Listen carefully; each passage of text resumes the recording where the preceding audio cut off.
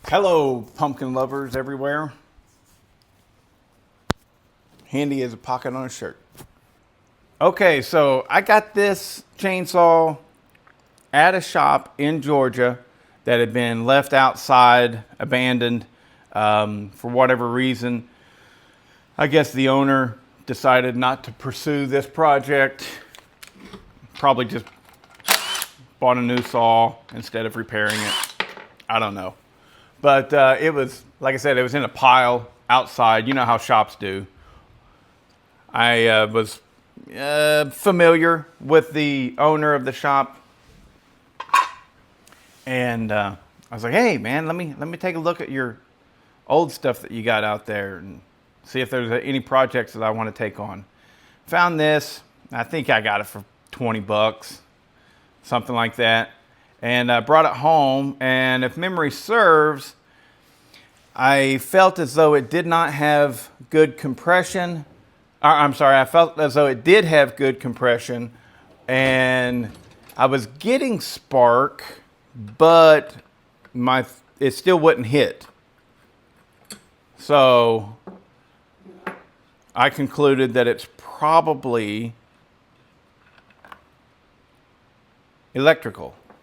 So these old, this is an Echo 650 EVL. And from what small amount that I think that I know, is I think that it was pretty common that they had coil issues. The reason it's called an EVL is VL stands for vibrationless, I believe. I could be wrong. So they made a lot of them that were just VL, but then all of a sudden they started making the EVL. And when the E came along, that's electronic ignition. Again, I believe that's how it goes. And as part of what we've come to kind of know and expect, and it is like our reality, whenever a company does something new, quite often it doesn't work out super well. You know what I mean? You know what I mean, Smitty? I know you know what I mean. Boy, how am I going to get that off of there if it's all covered up? Ain't nothing to it but to get down to it. I made that up just now. Looks like it has an igniter coil, which that, just seeing that sucks because I have a 650 EVL coil for it. And which those are like hen's teeth, hard to find. I got lucky. I was at an estate sale down in Georgia, and I had all kinds of new old stock stuff. And you know, I'm looking at it. You know, there's no way to tell what everything is, but I see a couple of boxes, you know, and it's got the number on it. You know, I got this over here, and it says, you know, the Curates, and I know what that is, and I'm like, well, hey, maybe that is the coil that I need. And sure enough, yeah, it's coil for the 650 EVL. But they did not have, damn, that's tight. Come on, don't strip. So if it turns out it's that igniter coil or the pulsar coil, whatever you want to call it, I do not have one of those. They want you to take everything apart. Was my head shaking on that one? Ooh. That's what I'm talking about with the pulse coil or igniter coil, whatever it is. Well, at least now maybe I can see if it's actually getting spark. What you want to do when you're checking for spark, you have to make sure that that plug is getting grounded to a metal surface on the engine. So normally you would take it just right like that right there and pull it and see if you can see spark. I don't have a Maybe I can spin it with a drill. Should spark in reverse the same as it'll spark going forward. There we go.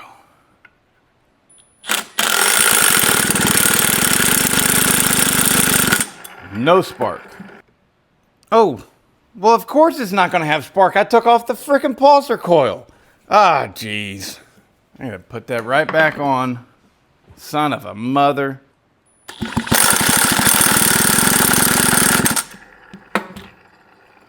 No bueno. All right, so I got the old coil off, and I was about ready to put on the new coil when I realized that there's a difference. And I have speculations. I don't know if I'm right or not, but this old coil setup right here, you had two parts to it. You have the coil and then the exciter coil or igniter coil or pulsar coil, whatever you call it. I have never fully understood this setup. I don't know what's going on, why it was needed, why they thought that this would be better. I don't know what's going on, but a lot of brands have done it with all kinds of different motors, engines. But the new coil, which I have looked it up, and it is the coil for a 650 EVL. This one, it looks like it's got the exciter pack right on it, right there. So, woo, exciting times. This may be an updated coil that takes the place of these two. So that's what I hope is going on. So I am fixing to switch over the spark plug cap onto this and then put it on, and we will see how it works. Okay, so I have the new coil installed and I have the kill switch not hooked up. What this is going to do for us is it'll eliminate one portion of this circuitry. And so there you have it. Might as well test it without the kill switch. Let's see if she gets spark.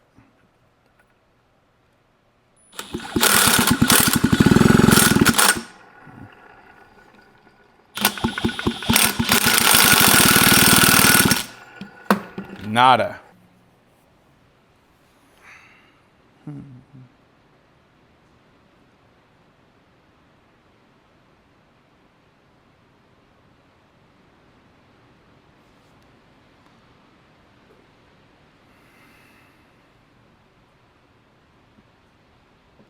Maybe it does need to spin in the forward direction.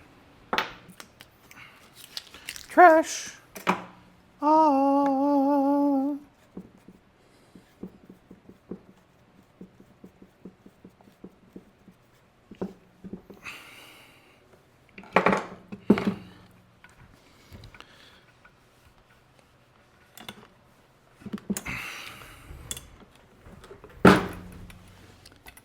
Holding it with my feet.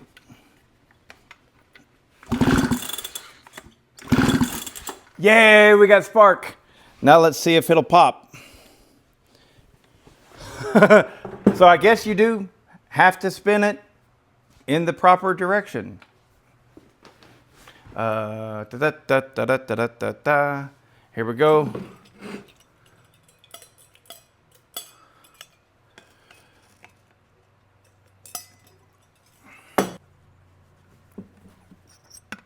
All right, she should pop.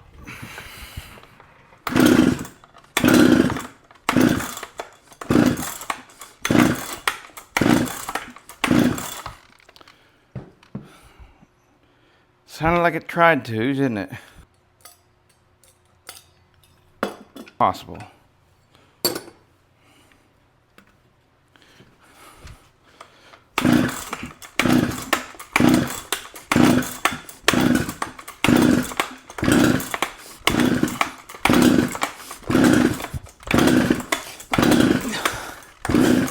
She's trying. She's trying. Something's keeping it from firing. All right, so now we know we've got spark.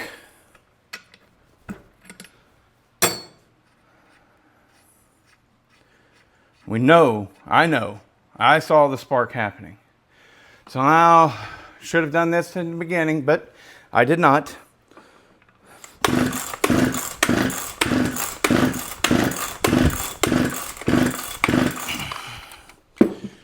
Ah, shit.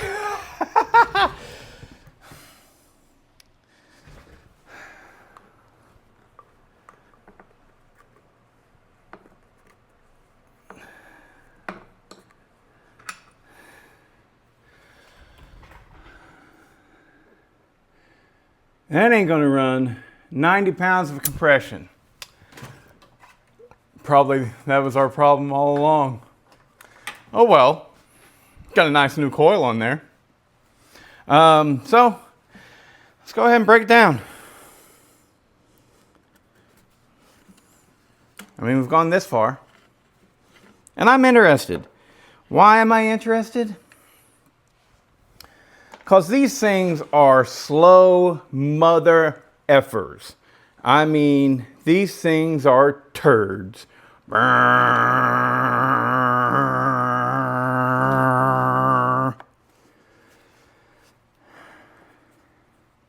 think it'd be cool to see a hot one.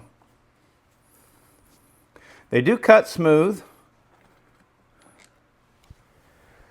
It is 64.2 cc's, I think. Got a 37 millimeter stroke and a 47 millimeter bore. I believe that's what's going on with it. How do you take this damn thing apart? Little itty bitty carburetor. I mean, this thing is tiny.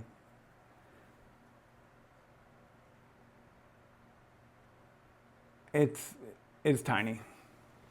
This is too small for a 50 cc saw. Okay, so time has passed and here we are. I've finally got it all the way down to nothingness. This ain't much better than the Pro Max. It might be worse. Look at that cage, which there is no way to remove that cage around the cylinder. So just what a pain in the A to deal with.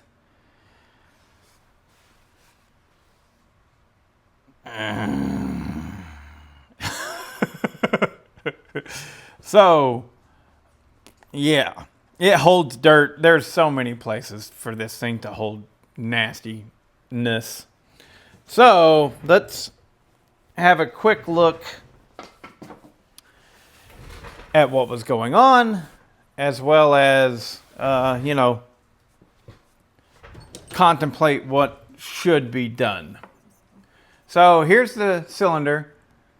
You probably can't see a whole lot up in there, but it's fine.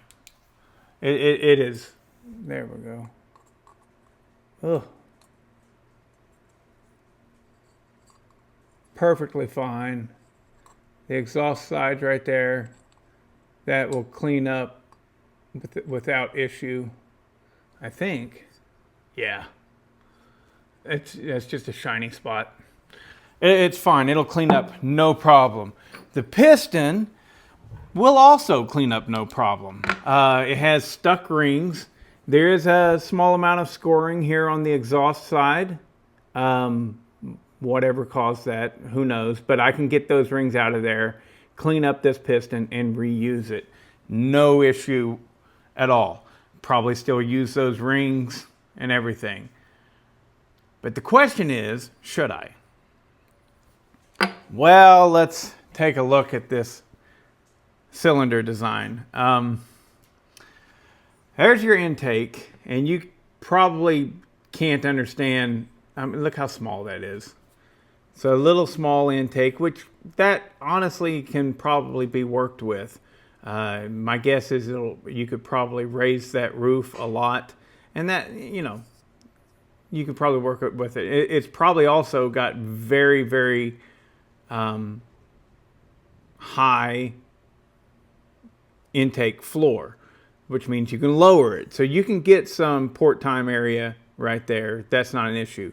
But the exhaust, on the other hand, is really tiny. This is a 590, for example. Okay, so intake to intake. Ooh.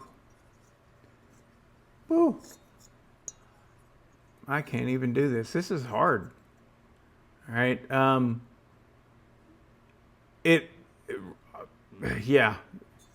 It's not showing up well on camera, but the intake is a lot bigger on this 590, and the exhaust is also considerably bigger. So 590, 650 EVL.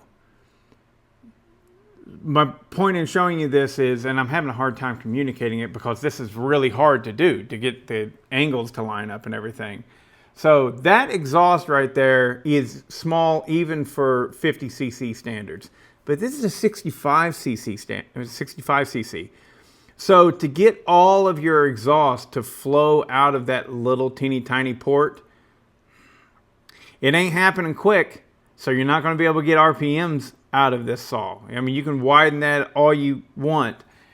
Best case scenario, even if I put a bigger carb on this and worked all of that, the intake side, the exhaust side, not only is it really small and not going to have flow, it's facing down.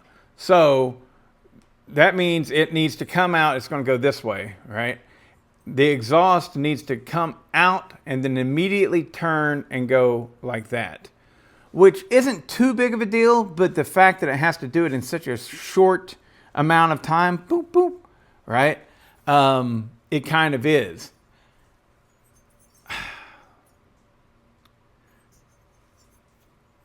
So it's easy for you guys to sit back and go, yeah, try it because you're interested. I understand. You're interested, but you don't have to do the work for absolutely mediocre results. And the thing is a pain in the ass to deal with. So I don't think it's worth it. I don't think it's worth it. The amount of performance I could get out of a saw with this cylinder setup, even if I put a bigger carb on it and everything, but if I kept the same stock carb, oh God, it's tiny. I don't think it's worth it. Like I think probably the best I could hope for is getting it to run in the wood over 10,000 RPMs. That's probably the best that I can hope for. And why would I? These things have no real value. And so the thing to do if I wanted to do anything with it would probably just be get it back together and make it run right. And it was such a difficult thing to work with. I honestly don't know if I'm going to. I guess if you guys show a lot of interest in this, then maybe I will go ahead and push forward with it.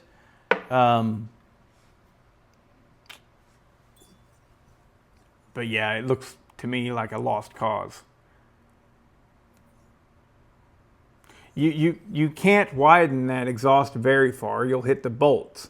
I mean, at least not far enough. It's small. I mean, you guys look at that, the reference. That maybe that will showcase how small it is. So, I mean, what's the point? What's the point to get a saw to run as good as a 455 Rancher does in stock form? Or maybe with a muffler mod. So that's where we're at. I don't know what I'm going to do. So for right now, I'm just going to put this thing in the box.